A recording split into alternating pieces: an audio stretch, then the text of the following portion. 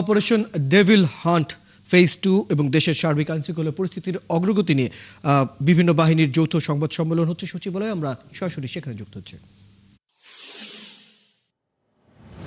ঘটনা বিষয়ে ব্রিফ করবেন আমাদের ডিবির অতিরিক্ত পুলিশ কমিশনার শফিকুল ইসলাম।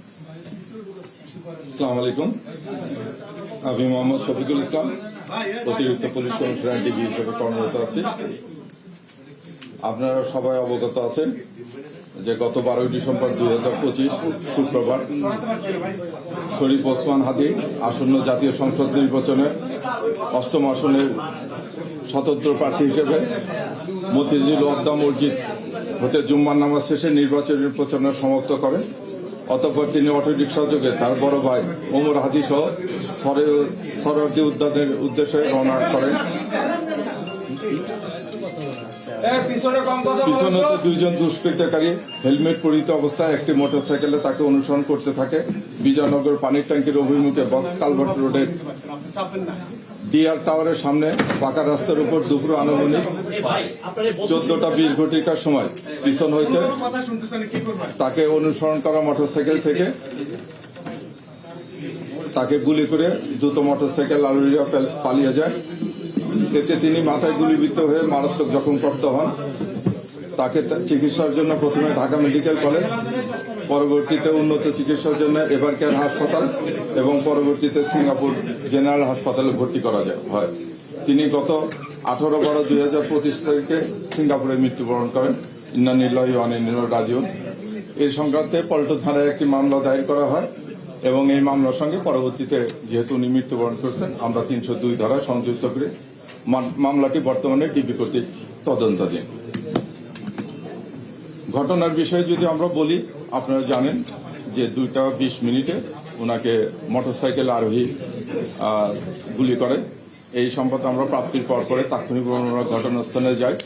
আমরা ঘটনাস্থলে যে ভিডিও ফুটেজ কালেক্ট করি, ঘটনাস্থলে উপস্থিত যে সমস্ত ব্যক্তিবর্গ ছিল, প্রত্যক্ষদর্শী ছিল, তাদের কাছ থেকে ঘটনার তথ্য এবং ব্যক্তিবর্গের বর্ণনা সহ অন্যান্য ফুটেজ সংগ্রহ করে আমরা চেষ্টা করি আসামিকে শনাক্ত করার জন্য। আসামিকে আমরা প্রায় রাত 9টার দিকে আমরা নিশ্চিত হতে পারি যে 9টার দিকে যে বিভিন্ন সিসি ফুটেজ ক্যামেরা, তারপরে অন্যান্য স্টিল কিছু ছবি পাই আমরা। তাকে যে আসামি শুটার যে উনি হচ্ছে ফয়সাল করিম মাসুদ, ওর এলাইস রাহুল আর কি।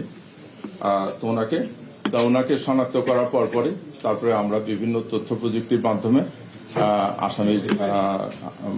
আসামিকে গ্রেপ্তারের চেষ্টা করি। সেই চেষ্টায় বাংলাদেশের বিভিন্ন স্থানে মোহাম্মদপুরে, নরসিংদীতে, সাভারে সহ দেশের বিভিন্ন অঞ্চলে আমরা ধারাবাহিক অপারেশন পরিচালনা করি। এই অপারেশন পরিচালনার কারণে আমরা মোটামুটি 10 জনকে গ্রেপ্তার করতে পারি।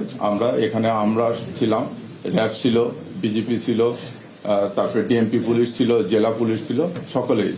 এই আলোচিত ঘটনার সঙ্গে সঙ্গে আমাদেরকে বলা হয় যে প্রত্যেকটা ইউনিটকে নির্দেশ দেওয়া হয় যে সর্বোচ্চ গুরুত্ব দিয়ে এই মামলার যেন আসামিদেরকে গ্রেপ্তার করা হয় এবং এই রহস্য উদ্ঘাটনের চেষ্টা করা হয়। তার এই ধারাবাহিকতা আমরা বললাম যে ঘটনার সংশ্লিষ্টতায় আমরা 10 জনকে বিভিন্ন স্থান থেকে গ্রেপ্তার করি এবং এই গ্রেপ্তার তাদের জিজ্ঞাসাবাদের সঙ্গে সঙ্গে আপনারা জানেন যে ঘটনায় যে মোটরসাইকেলটি ব্যবহৃত হয়েছে সেই মোটরসাইকেলটা আমরা উদ্ধার করে দিচ্ছি। ঘটনায় যে গান দিয়ে শুট করা হয়েছে সেই গান উদ্ধার করা হয়েছে, গান সহ আরো 3টি গান উদ্ধার করা হয়েছে। তাছাড়া গুলি এবং আরো কিছু ডকুমেন্ট জব্দ করেছে, কিছু ব্যাংকের চেক জব্দ করা হয়েছে, ওদের পাসপোর্ট জব্দ করা হয়েছে, মোবাইল ফোন সহ অন্যান্য আলামত জব্দ করা হয়েছে। এখন মামলাটি তদন্তাধীন। আমরা আসামিদেরকে রিমান্ডে নিয়ে এসে পুলিশ হেফাজতে নিয়ে এসে জিজ্ঞাসাবাদ করে আমরা মামলার রহস্য উদ্ঘাটনের চেষ্টা করতেছি এবং দায়ী ব্যক্তিদের দ্রুত গ্রেপ্তারের ব্যবস্থা নিচ্ছি।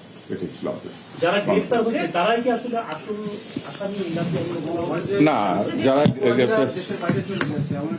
আচ্ছা একটা করে একটু যদি বলেন। প্রশ্ন উত্তর পরে এটা কিন্তু আরো অংশ আছে, আমাদের বিজিবি আছে, র্যাব, তারা এইটারই অংশ না, এটা ওনারা অংশ বলুক, আমরা প্রশ্নের জবাব দিব।